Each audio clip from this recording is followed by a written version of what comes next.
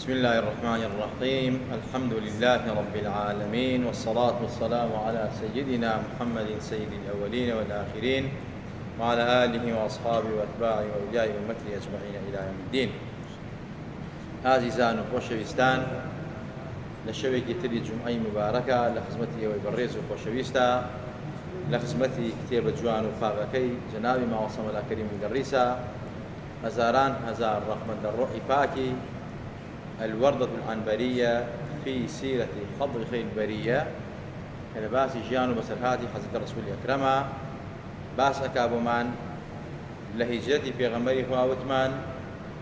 أوبو في غمري خوا صلى الله عليه وسلم لمدينة مزقوتي دروس كردو حكمتي خوي بنيات ناو راكي خستا نيوان أنصار مهاجرين وصلت إلى نيوان أوسو خزجاء دروس كرد وإتر چەند ڕۆژێکیش ماوە پێ بخێنە سەر ساڵی تازەی هیجری پێغەمبەری خوا صلی الله عليه وسلم. وتمان مامۆستا لە شێعرەکانە فەرمێتی ئەو مەسلەکەی پێغەمبەری خوا گرتێ بەر مەسلەکی قورئان. قورئان کەلام الله بوو، بۆ پێغەمبەر هاتە خوارەوە، دەستور و یاسا بوو، و پێغەمبەری نازدار بە فەرمایشە جوانەکانی خۆی تەفسیر و بەیانی کرد بۆ ئومەتەکەی. وقرآنش تأييدي فرمايشي في غمري خواكا كفرمايشي في غمري خوا هر بوحية وسلوشي فروردگارة بو في غمري ناردو سيدلي في غمري خوا وقت أفرميت وأنزلنا إليك الذكرى لتبين للناس ما نزل إليهم. أم آتا سورة النحل آية سبوشوار فاي تبارك وتعالى أفرميت إيما ذكر ما نبوتو نار إنا أنزلناك إنا وأنزلنا إليك الذكرى وأنزلنا إليك الذكرى لتبين للناس. يعني أم القرآن ما بتو ناردو بوي كواب وخلق الرون كيتو شلون بخلق الرون أقدرتوا بفرمايش جوانا كاني وما ينطق عن الهوى إن هو إلا وحي يوحى بمشي واسع أوي كواب وين دا بزيبه كلا قرآن لا يعتكاني قرآن وكاركي سببكي قيام خوا مقصود خوا مبست خوا كبيغمبر خوا بفرمايش غيروني كادو بويا علماء زاناني إيما جامع وصال ليرا باسكي وستاندوا كباسي قرآن كاو باسي سنة بيغمبر خوا كاو باسي إجماع كاو باسي هول جهدي مجتهدين أئمي أمتي بيغمبر خوا دا كتشون هول يانداو أم قرآن والسنتان جاندوا بيخيانة بيغش إتر أوانيك قرآن عن خدمة كل قرآن لبرهوا علماء تجويد علماء مفسرين أواني كوا لقرآن أشار زابون أواني لحديث أشار زابون أواني لعلوم أقلي ونقلي أشار زابون مراتب بارزرو حماتي إسلام وقرآن والسنة في غمر فاون صلى الله عليه وسلم بارزرو جامع وصاء فرميت رضا رحمة فايل سربية يما اللي روا كالين مسلكي يما مسلكي في غمر فاية يعني الرباسي يما الرجاي يما همار رجاي في غمر فاو صحابي في غمر فاية قرآن سنة إجماع قياسا قرآن أو قرآنيك أبو بيغمري فواتم هذا إنجا سنتي شأني فرمايش جوانا كاني بيغمري فواتم أما جوان فيك تنجاري تر لقولوا لا مسألة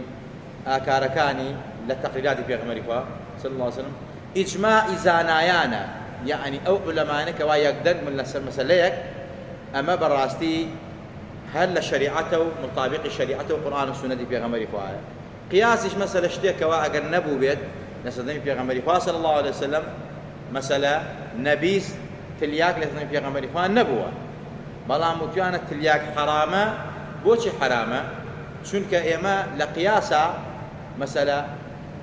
مقيس على إيمان هي وهو كسيك قياسك ومسألة حكمك هاتو نتيانا في غمري فا فرميتي كل مسلم حرام أويك إنسان سرقوش بها حرام وخوا فريق فاستنبوه دوري لي بقرب دي ما دام نبيز أما ده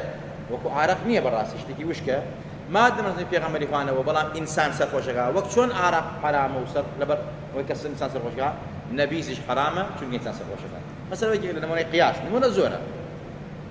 جا خوش ويستان ما وصاء فرميت يمين سر بابتك كبابتي بدعته يما ينسر بابتك كبابتي بدعية أفرميت زور جاريك ليرة ولوي أبي سين ما وصاء فرميت کە زۆر شت یان زۆر خەڵک یا زۆر ئەئیمە تەکفیر ئەکرێت لەلایەن کێوە لایەن نەزان و جاهیلەکانەوە ئەوانەی کە جەهلی مڕەکەبیان هەیە ئەوانەی کەوا ئیمتیدادی مەسەلەی عەقیدە و بیرروباوەڕی عەقیدەی خەواریجن ئەوانەی کە ئیمامی عەلییان شەهید کرد ئەوانەی کە حەزرەتی عوسمانیان شەهید کرد ئەوانەی کە مەسەلەی حەزرەتی عومەریان شەهید کرد ئەوانەی کە مەسەلەی ئەو عەقیدە بۆ گەنە پیسە کە ئێستەش بەڕاستی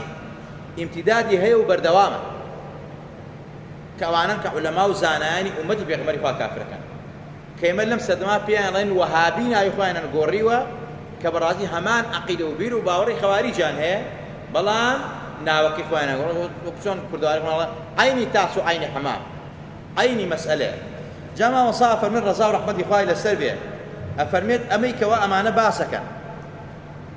کە تەکفیری عولەمایانەکەن لەسەر هەندێک مەسائل هەندێک شت هەندێک حکم هەندێک بڕیار کە علەما ئیجتیهادیان کردووە لە قورئان و سونەتەوە حکمیان لەسەر داوە حکمی واجبێت بێت سنەت بێت مەندووبێت بێت مەکروهێت بێت حرامێت بێت مباحێت بێت ئەمە علەما لەسەری قسەیان کردووە کەواتە ماوەسا ئەفەرمێت فكل ما أخذ من الكتاب والسنة ودالا عليه بأحد وجوه الدلالات المعتبرة أو أخذ من إجماع أهل الاجتهاد الكاملين فهو من الدين الحنيفي ما وصل رضا فايلة سلبية أفرميت أويك لقرآن والسنة والجراوة بيك لوجوه دلالاته بلغاء كبلغاء بلا سر أوشتا حكمك والجراوة معتبر به بالقرآن وبالسنة يان لإجماع علماءنا والجراوة إجماع جلي بيت إجماع أشكرا بيت يا إجماع سكوتي بيت علماء بيدل بالنسري هردو إجماعك إجماعا أفرميت مادم أما إجماع علماء وزانايان تشيني صحابة تابعين تابعين وعلماء مجتهدين أئمة 4 أقسام سكرت بيو يقدن بو بالنسري يان أجر لباب لسر حكمك خلافي يان هم بيت أفرمي عمل الديني باقي في غمر إخوة صلى الله عليه وسلم كواتا أوانيك أهل تكفير أوانيك أهل تشريك أهل تفسيق خلقي فاسقا خلقي فاجرا خلقي كافرا أما زور كلمة خطرة أما روايداني حق بخويه نحقيده بخلقي تر وهلا سر أمر يارا خير ومال وناموس خلقي في حلال كان وقت داعش وقت أنصار السنة وأنصار الإسلام ومعنا كبراسي كبون خلقيان كشت خلقيان ناوبر وكو تشيني وهابيت وبسنوي وهابيت كلا تاريخ باسكا كلا دواي مسألة هزارو أواني مسألة هجرية كبيابون هم يدوس صالك كتشيان كل مكة ولا مدينة كتشخويني كان رشد شنها عالميان كشت أما همو يقرأك بوي كوا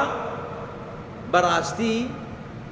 جوينا قلتن لقرآن والسنة إجماع وقياس كمصدري تائبتي إسلاما لو رقتني شريعة إسلاما جامعة وصايا رضا ورحمة الله السلبي أفرميت يما كالين بدعة علماء وزانايان هرب حديثي بيغمبري خوا تقسيم بدعان كردوها چونك بيغمبري خوا صلى الله عليه وسلم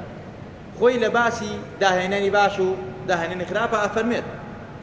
حديثك إمام مسلم رواياتي كردوها إمام نووي الشرعي كردوها كأفرميت من سن سنة حسنة في الإسلام فله أجرها وأجر من عمل بها إلى يوم القيامة أما حديثي صحيحة دعاء بيسوانا كي بيغمبري خوا أفرميت من سن سنة سيئة في الإسلام فله وزرها ووزر من عمل بها إلى يوم القيامة ويا علماء فمك بيغمبري خوا أفرميت صلى الله عليه وسلم كل بدعة ضلالة وكل ضلالة في النار أم كل تخصيص كراوة چونك ما قاعديك معنى أصول الفقه ما من عام إلا خصص هيج عام يكنية إلا تخصيص كراوة أما النصي فرمايت زانان القرآن والحديث هو الكراوة كبيغمبري خوا كل بدعة ضلالة همو بدعة يعني همو داهن راوي لدواي بيغمبري خوا شل دين أبي شل غير دين أبي ببي أمان بيت براسي سواربوني سيارة أم مزقوت جوانانا مثلا روشن بحج عمر بتيارة مثلا أوهموا شتي كوال لما كو مدينة كراوة رازان نوي مزقوت دسكارني صفا ومروة دسكارني حجي إسماعيل مثلا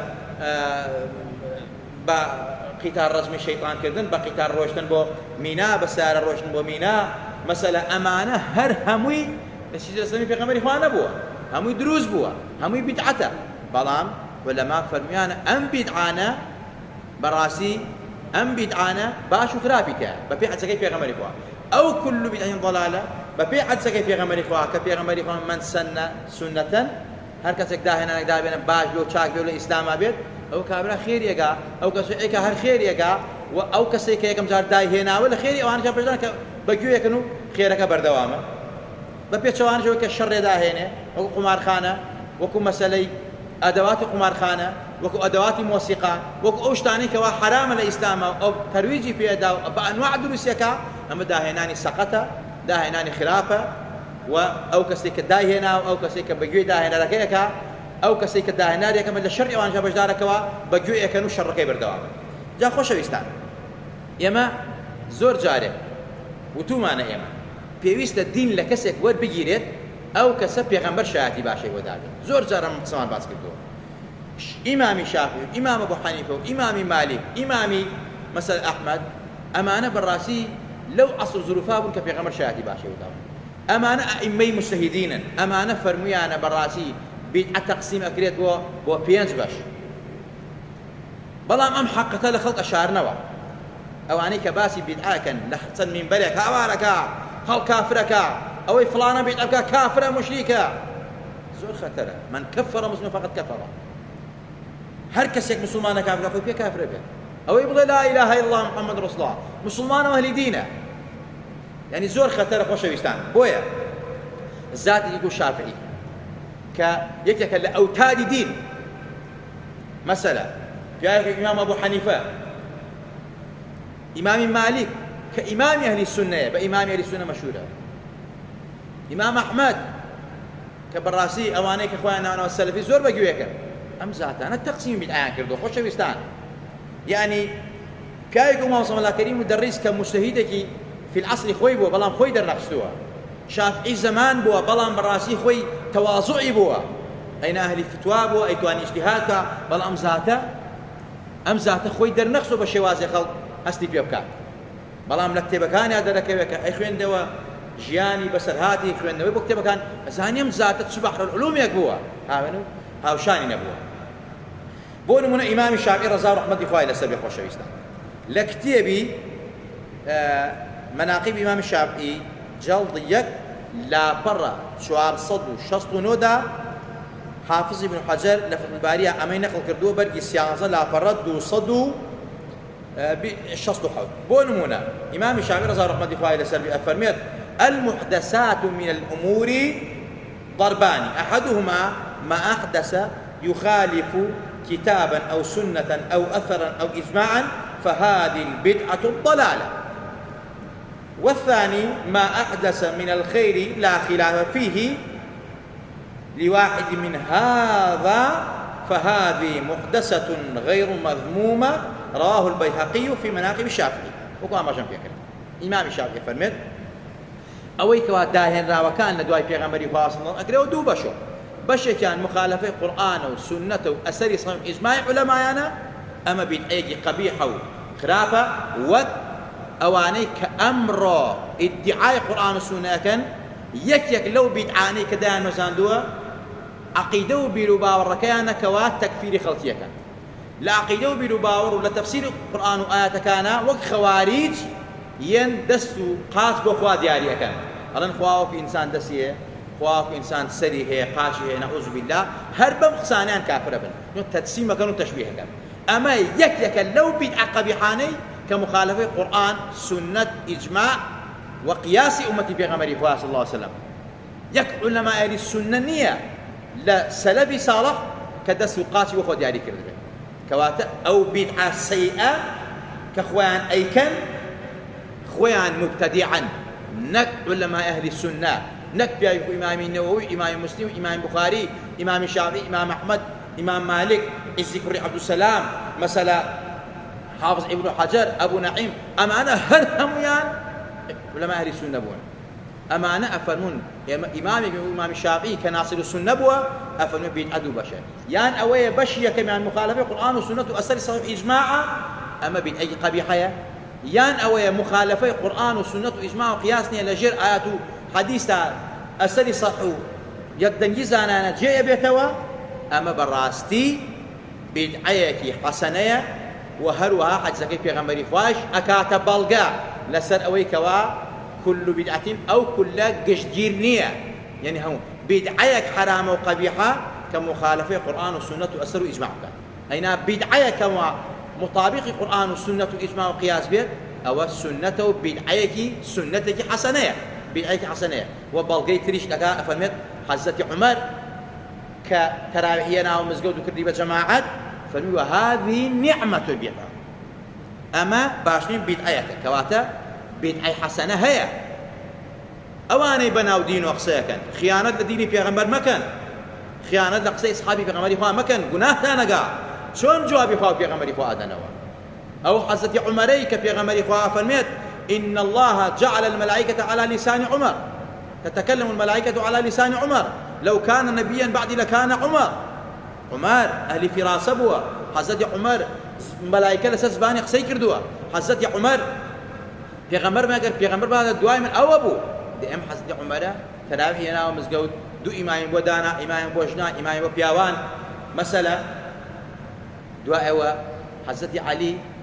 وفرمي هذه نعمة البدعة أو عليي أو حزة عليي أسد الله أو حزة عليي كبيغمبر فاهم أنا مدينة العلم وعلي بابها من درجاي علم زانست ثقافتهم إمام علي كرم الله وجهه أو درجاي أو مدينة شاري علمية أو فرمي هذه نعمة وهذه نعمة البدعة إمام عمر فرمي ده إمام الشافعي فرميت كواتا داهن داوي تشاكية شنك أخوة فنو وافعلوا الخير لعلكم تفلحون من سنة سنة حسنة فرمايش في غمري إخوة كواتا كل كي تخصيص كردوها بدعيك حرامة كأو بدعة مخالفة القرآن والسنة إجماع وقياس بها أسري صحيح بها وك بدعكي أوان كشعار القرآن والسنة خلطي تكفير كان وك بدعكي أوان كالتفسير القرآن وآيات كان الصفات أحاديث صفات مسألة دست قاز بخوا دياري أكن كتفرقية خلنا مسلمانان كأدب خلاف يعني أو بدعي قبيحة يا شيخ أو بدعي سيئة أين بدعة عزي كري عبد السلام شافعي مذهب كاوك عالم دانا زانا أخواناس ابن حجر أمانة هم يعرفون بدعة جيقال فرماش الإمام الشافعي يما يكين فين بشو أحكامي 5 روي فيها يان واجبة وكو داناني مدارس علوم الشرعي وكو نوسينوي قرآن وكو نوسينوي حديث وكو أوهم مدارسي كواخذ مطبع علوم الشرعية كا أما بدعي واجبة أقل جاءوانا نبونا أقل علمي حديث نبوايو مناهج القرآن نبوايو نحو صرف وبلاغة منطقة معنا نبونا كيلا قرآن السنة حالي يبو أوهم مدارس نبوايو وقت داناني خستخانة وكو أمشتانا معنا همي بدعي واجبة كواتا أمانة يا خلالي عقليان أقل خلالي عقليان نبي توزي بير كنوا لا قرآن ولا حديث أزانا بدعي شاك وبدعي خرافة أقل أولين أول مسألة دنياوية براسي في غمري خوا جاري نيفرموا من سن سنة حسنة في الدنيا في الإسلام يعني ناو إسلام دوات الإمام أحمد رضا رحمة الله السلبية قالك يعني بوينا نيفوان فينازان في غمر شو خاردوه من إجنايكم لبر خاطوي السنة في غمر ناتو أنو جيبا جاكب تاعي كواتب بيت أو داهنان بس لناو دينانية لناو دنيا شام كواتب حسابي أوان وكو أرزم كردن أم هم فرشي مزقود أم سفليتو وسائلي فين كردنو أوي كوالما كو مدينة كرا وهابي كان كردوانا هم حرام لجي حاجة كيف في غمر فايقة والزوري شي عباداته كيف في غمر فتوى دواتو بسواري باسكيل بونا خوش مسألة طافي بيبكي صفا مرات بيبكي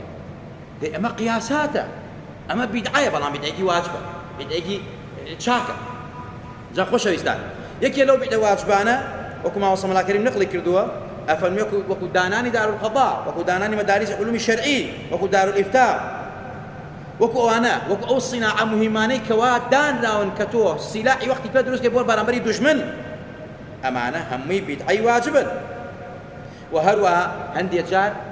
بدعة داهن راكن مندوبة سنة مسألة شون مندوبة جوانا أفهميكو داناني منابير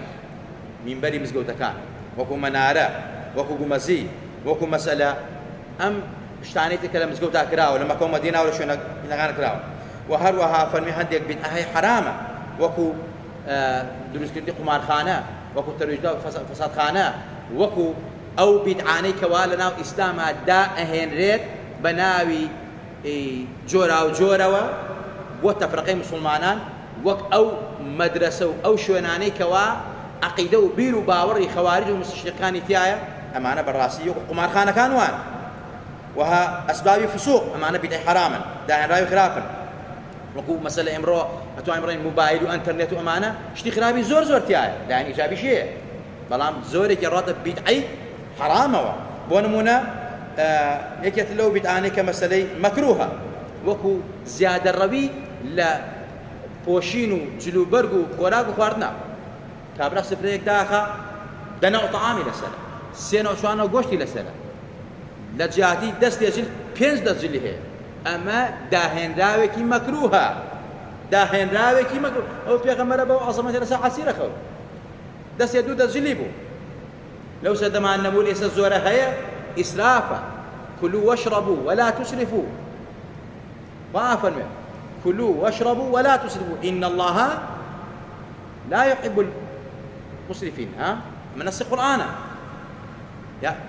إنه لا يحب المسرفين يعني خوش بيستان ليرا أو أجينت أو بدعانة أو مصروفات زيادة يعني كوا أكل لا جلو برجول لما أو لمس جوتا كانا بمشي على الرازي النتوى أما هم بدعيكي مكروهة باشنية مكروه ويتشاك وينك كاتب بعزانك بدعي مباحش مثلا وكو مثلا بدعي مباح غيري أو شواريتر مثلا رواع داهناني الرواع يعني كابات داهنا نخير يجا نشر يجا وكو واجبكنيا كخير سورقا وكو سنة كشنيا مندوبكنيا كخير يبقى وكو مكروه كشنيا كبراستي أجر نيكا خير يجا أجر بيكا تمام باين وكو حرام كشنيا أجر بيكا براسي قلنا بارو تمام باين كواتا خوش شويستان ذات يجوا الشافعي ذات يجوا مسألة طلبوا وقتابي شون قوتكان أو لا علماء سلف خلف لسر بأقسان كردوه بويا بياك ما وصل الله كريم لم كتبا كباسي سيري في غمري خواكا باسي بيتأي كردوه لدواء هجرة في غمري خوا صلى الله عليه وسلم كأفرمي خلقنا كمولودي في غمري خوا كريت صلى الله عليه وسلم ككوري ذكر بسريت كمسألة مسلمانان صندوق الخير دانين كمسلمانان هاوكاري أكثر كان كأمهم داهن راوت شاكا كري وماي ترويج إسلام ونصيحة مسلمانان بو إعلاء كلمة الله أمانة هندك كان بدعي واجب هندك كان سنة هندك كان مندوب هندك شرعون قال حرام مكروهات تو الذات يجوا ما وصل ملاك كريم شو بيسا يقول الألباني بقري لا ابن باز بقري يا مسألة لا عثيمين بقري بياكو الشافعي وهي شو بيسا يقول لا أمو أو بقري إمام أبو حنيفة وإمام مالك أمان إمام أهل السنة بون بويز بيز زور وريابين أقام العقيدة بالباور مان به شنك أمانة لكمينان بولي داني عقيدة بالباور مسلمانان خوشويستان كواتا صلوات دوايبان وكو أماششن بيكر سنتي بيغمري خوايا أمرك أمري لسرة بيغمر من صلوات مسألة بدن بلان بو كيفية بدني برز ذات ابن حجر إمام الشافعي معنا أفرمن أما بم كيفية السنة حسنية بدعة حسنية وكو تراويحك وكو نوي قرآن خوين عبادتني لا باسي تايبتي كو نوي قرآن إن شاء الله زون هيك دنا واجي بيكين براسي ك شلون كو كراوتو كو نوي حديث نوسي نوي حديث بيغمر هالنهي كردولي كيس نوسراوته ونفوتاوا أبي والله ما عدم بيغمر نهي لي كردوي من نوسي نوا جاكو كنو سافرناش بيغمر هم يفوتا كواتا أبي أوانا خلالي عقليان هي بيانو سرخويان بخوين نوا باشار زابن جويل الزاناني والشافعي وحنفي وأمانة بقرن كبيغمبر أفهم جويل لوان بقرن جويل كسان نقدر كعلماء آخر زمانا شرار أمتي بيغمبر يبان فالهم لا يكمان خوش بي ولهم لا يكمان رازي بي وعاقبت من بخير جري فالهم ناو توام من خوش بي يا ربي فال لنهجو ريبازو ريسكي زانايانو عالمانو عارفانو خوانسان لا ما ندي بزي بحال خمان وخان هذا مالهم دال ما نبيتوا لخمان وباوكو دايك ما نخوش بي يا ربي خوايا يعني بم عقيده وبيرو باورو إيمانه كريبات الريسكي سلفي أمته عارفان وخاناسنا بجين ببرين زندو بينوا يا ربي خوای گیان بە شەفاعەتی پێغەمبەرمان بکەی یا ربی خوای لەگەڵ پێغەمبەر حەشرمان بکەی یا ربی خوای بەخشنە پێغەمبەرمان بگەینی صلی الله علیه وسلم چ لە یەقیزەتەن چ لە خەوا چ لە قیامەتە بە دیداری قەمەر و مانگی چواردەی و پێغەمبەرە شاد بین بانگمان بکە و دەرمان نەکە دعای خێرمان بکە آمين آمين أقول قولي هذا وأستغفر الله لي ولكم ولسائر المسلمين والسلام عليكم ورحمة الله